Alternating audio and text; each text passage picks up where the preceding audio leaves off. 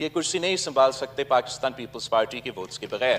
اگر آپ کو ووٹ دیے ہیں تو صرف اس لیے نہیں دیے ہیں کہ آپ یہاں آ کے گالی دے۔ یہ وزیر اعظم نہیں مانتا ہوں تو میں نہیں، کم از کم پاکستان کی حکومت دنیا مانے یا نہ مانے، وہ 30 سالوں کے لیے اگر کسی نے ہمارا مخالفت کیا تو انہی لوگوں نے مخالفت کیا جناب اسپیکر۔ وزیر اعظم شہباز شریف نہ لائق نہ اہل کسی کا پکڑا ہوا ہے۔ عطیات کی بات ہوگی بات بہت دور چلی جائے۔ اتنا ڈرامہ باز ہے جناب اسپیکر، آپ اس کو ایکسپینڈ کریں۔ ہوائی فائرنگ کرتا ہے ہر دن۔ I take strong exception to his word. رو رہا ہے بھائی، آپ کا وزیر اعظم بات کر۔ کرسی نہیں سنبھال سکتے پاکستان پیپلز پارٹی کے ووٹس کے بغیر۔ اگر آپ کو ووٹ دیے ہیں تو صرف اس لیے نہیں دیے ہیں کہ آپ یہاں آ کے گالی دے۔ یہ وزیر اعظم نہیں مانتا ہوں تو میں نہیں بات کروں گا کے پاس وہ مینڈیٹ نہیں۔ آپ کو مجبوراً مل بیٹھ کے فیصلے کرنے پڑیں، تو ایک جماعت فیصلہ نہیں کر سکتے۔ آپ یہ کرسی نہیں سنبھال سکتے پاکستان پیپلز پارٹی کے ووٹس کے بغیر۔ پاکستان کے عوام ہمیں یہ پیغام بھیج رہے ہیں کہ ہمارے لڑائیوں سے وہ تھک چکے ہیں۔ چلے اب نہیں دیا،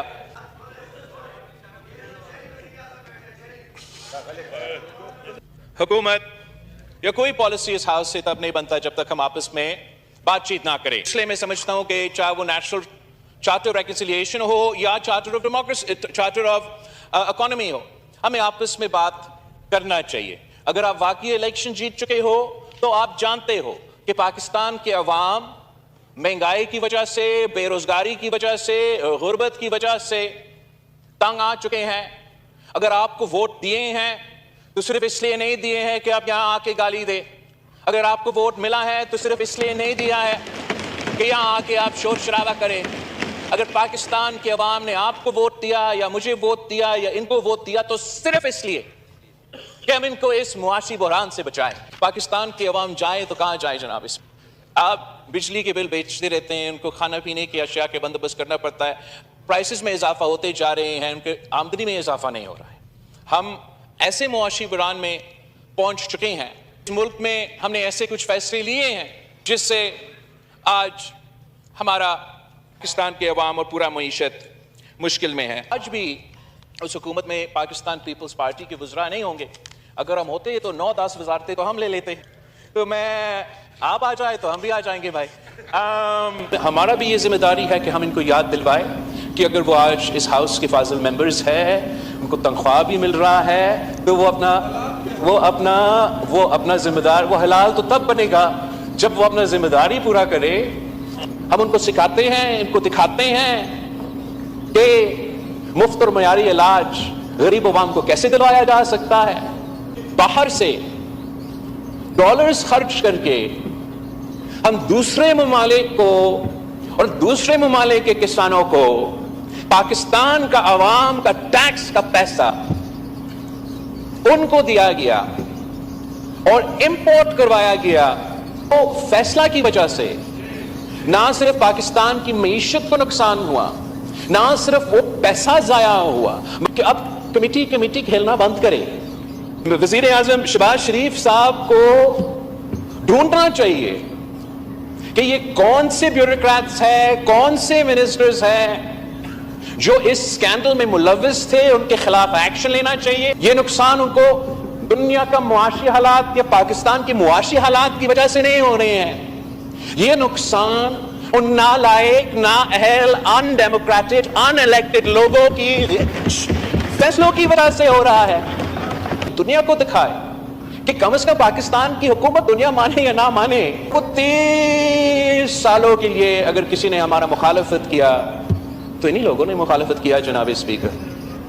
اور اب بھی وہ بات ایک کرتے ہیں مگر سیاست ان کا کچھ اور ہے۔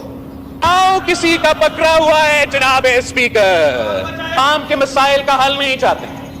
اگر کچھ چاہتے ہیں تو جمہوریت کو مضبوط کرنا نہیں چاہتے، صرف اور صرف وہ اپنا ذاتی مسائل کا حل چاہتے ہیں، اور وہ جانتے ہیں کہ کس کا پاؤں پکڑنا پڑے گا۔ سیاست میں مداخلت نہ کرو، انہی کو تو وہ پاؤں پکڑ کے زبردستی مداخلت کروا رہے ہیں جناب اسپیکر۔ غیر سنجیدہ ہے جناب اسپیکر، یہ منافقت کا سیاست ہے جناب اسپیکر، یہ منافقت पाकिस्तान के अवाम के साथ मुनाफिकत है, यह हमारा जमहूरियत के साथ मुनाफिकत है, हमारा पार्लियामान के साथ मुनाफिकत है।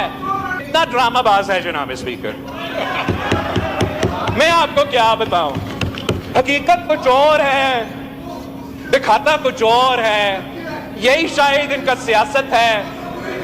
वैसे ये समझते हैं कि इन्होंने बनाया है, असल में किसी और ने बनाया है जनाब स्पीकर। इसका तो माशाल्लाह जनाब स्पीकर इतना सेटिंग है, इतना सेटिंग है, मैं आपको क्या बताऊं। ये हवाई फायरिंग करता है हर दिन जनाब स्पीकर, हवाई फायरिंग। ये तो खाना कुछ और है, करना कुछ और है, और इसका नुकसान पाकिस्तान के अवाम भुगत रहे हैं। भाई आपका वजीर आजम बात कर रहा है, बैठो।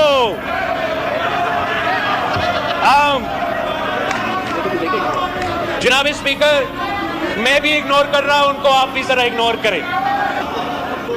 इन गैर जमहूरी गैर सियासी लोगों को अंदाजा नहीं है कि कहां शहीद मोहतरमा बेनजीर भुट्टो की शहादत और कहां ईद अवाम शहीद जुल्फिकार अली भुट्टो का शहादत। हमारे कारकुन ने अपने आप को जलाए जनाब स्पीकर, पंजाब में अपने आप को जलाए। हम शहादतें दे के नस्लों को अपना कंधे पे उठा के पाकिस्तान जिंदाबाद का नारा लगाते हैं, और मुहिब वतन लोग उनका लीडर रो रहा है, रो रहा है, रो रहा है। कुछ सामने दिखाना है, कुछ पीछे कुछ और करना है। ये है इनकी सियासत, ये है ये सियासी जमात।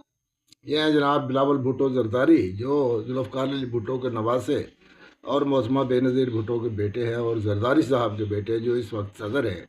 इनकी जो लेगसी है वो तो थी जद्दोजहद की, अवामी खिदमत की, मुल्क की तरक्की की, एटम बम की बुनियाद रखी, इस्लामी बैंक की बुनियाद रखी। यहाँ पे मौसमा बेनज़ीर भुट्टो ने मिसाइल प्रोग्राम शुरू किया। वो परफॉर्मेंस वो कहाँ गया है, वो जो इनकी लेगसी बिल्कुल उसके मुख्तलिफ है। इनके वालिद साहब ने मोहतरमा बेनज़ीर भुट्टो को भी करप्ट करने की कोशिश की और बिलाखिर उसमें कामयाब हो गए।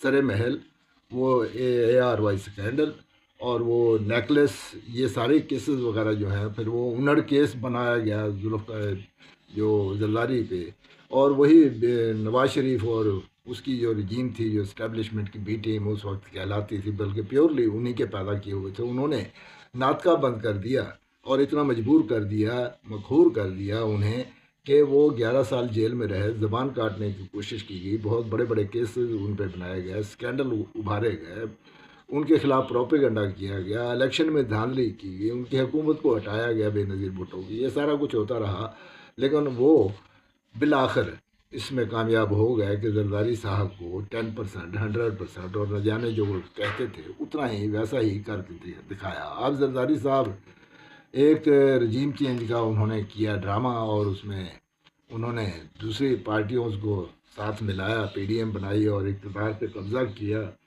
ड्रामा तो वो था कि उन्होंने वो अज़्म एतमाद पेश किया है सारा कुछ, लेकिन उसमें इस्टेब्लिशमेंट की भरपूर